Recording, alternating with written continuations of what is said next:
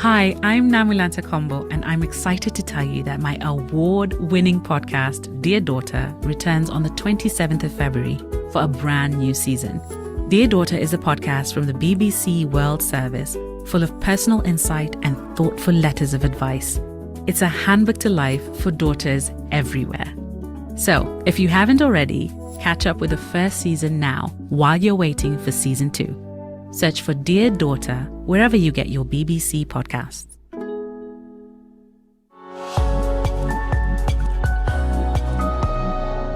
Hello and welcome to the Witness History podcast from the BBC World Service with me, Josephine McDermott. Today I'm taking you back to the Chinese city of Shanghai during World War II.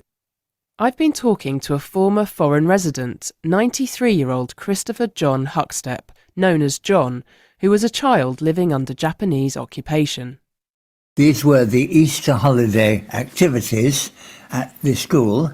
Initially was senior girls netball, followed by senior boys football, followed by junior boys football, and then junior girls and junior boys tennis. And then after Yes, I think I enjoyed school. Remember that list? We're going to come back to that later. This is a story about a school like no other. In the 1930s, thousands of European civilians were living in the glamorous city of Shanghai. Only part of the port city was governed by China. Another section was controlled by the French, and the international settlement was run by the British and Americans.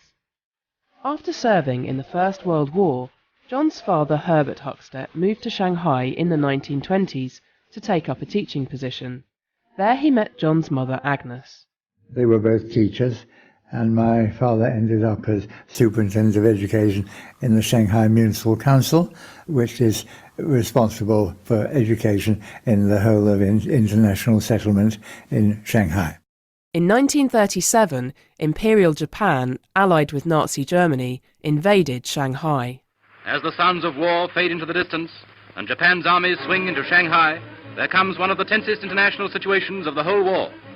Britain's army commander hurriedly confers with Japan's officers in an effort to avoid an incident which might lead to more bloodshed, for Japan refuses to recognize the immunity of the international settlement. For several years, the settlement carried on, with Japanese occupiers surrounding it, but in 1941, the United States declared war on Japan. The people living in the settlement, who were from Allied nations, mainly the UK and United States, were rounded up to be held at civilian internment camps. For John's British family, life was turned upside down. We were at school in Shanghai at the Cathedral Boys' School until April 1943, and at that stage we were rounded up and sent off to Lunghua camp. And how old were you at that time? I was 13. Lunghua Civilian Assembly Centre was a former teacher training college on the outskirts of Shanghai, a number of 2- and 3-storey blocks, many with red brick, all behind barbed wire fencing. Many buildings had cracked windows, and disease was rife.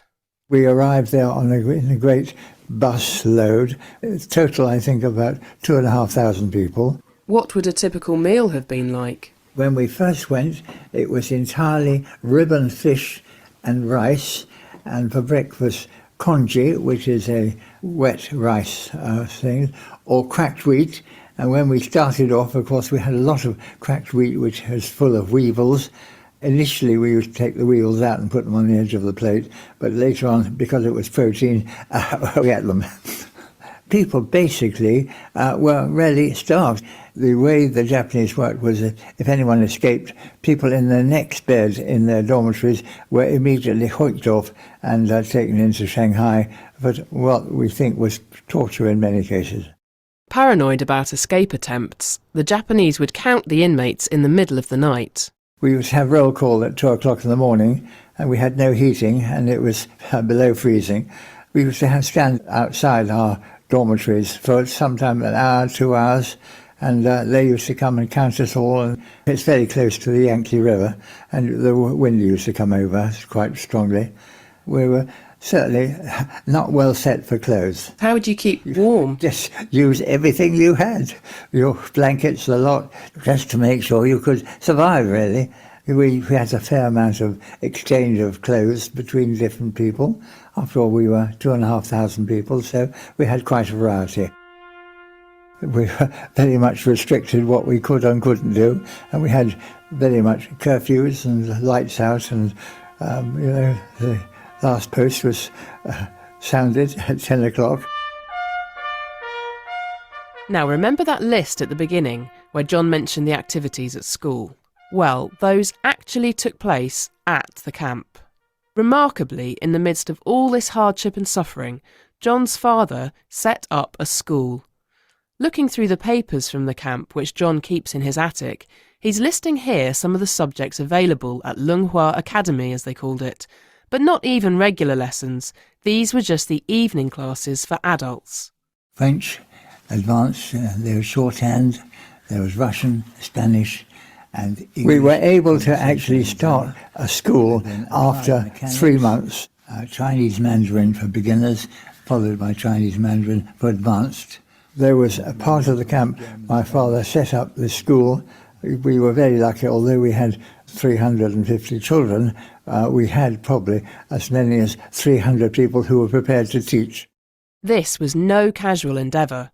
A board was set up, there were timetables, and exams were even prepared for and taken. Our problem was that we were very limited. We only had brown paper bags to write on and pencils. And what did you do for books? We were very lucky that we were given a week's notice that we were going to be interned. So my father and my brother and myself went to the Cathedral Boys' School, and we were able to bag up great baskets of books and pencils and everything we could from the school, and that was then shipped over to the camp, and we used that.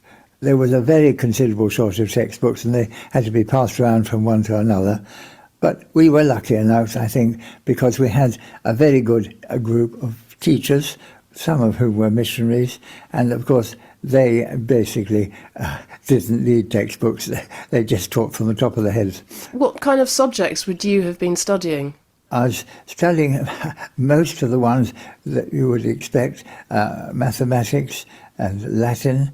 Religious knowledge was very high on the agenda, and French and things like geography, history, probably about 8 or 9 normal subjects. Children receive certificates complete with an intricately hand-drawn school emblem on them. You might think a simple design would have been chosen for ease, given that it would need to be copied hundreds of times, but it has an elaborate dragon with scales and a pagoda reaching to the sky. On it is the Latin motto, which translates as, "From nothing we have built this." It was quite professional in a way. Did you ever receive a certificate? Oh yes, we all got a very nice school certificate for whatever we managed to accomplish. Music and sport were also a part of life. The Red Cross were able to give us football, so we were able to pretend that we were back in normal times. What do you think it meant to you having this focus on education? Well, I think we were very fortunate that we were able to continue our education in almost the same way as if we'd still been in Shanghai at the Cathedral Boys' School. I was able to go to a school called Charterhouse. I was able to fit in very quickly and resume my normal studies. A testament to how professionally the school was run is that after the war, an examinations board in the UK upheld the qualifications the children sat at WWII, which meant they would count towards their continued education. In September 1945, China's war with Japan finally came to an end. The thousands of foreigners held in internment camps were free to go. Christopher John Huckstep left Shanghai in 1946. He went on to study natural sciences at Cambridge University and spent most of his career with the company Shell in India and the UK. He was speaking to me, Josephine McDermott, for that edition of the Witness History podcast. If you enjoyed listening to it, why not leave a review? Goodbye. Lives Less Ordinary is the podcast that brings you extraordinary personal stories from around the world. Each week, we invite listeners inside the most intimate and defining moments of our guests' lives. like the man who went to North Korea, posing as a fake billionaire to expose North Korea's illicit arms trade. There's nowhere to run, and I'm just trying to look as cool as I can. The woman who took on Nigeria's military dictatorship in the 90s.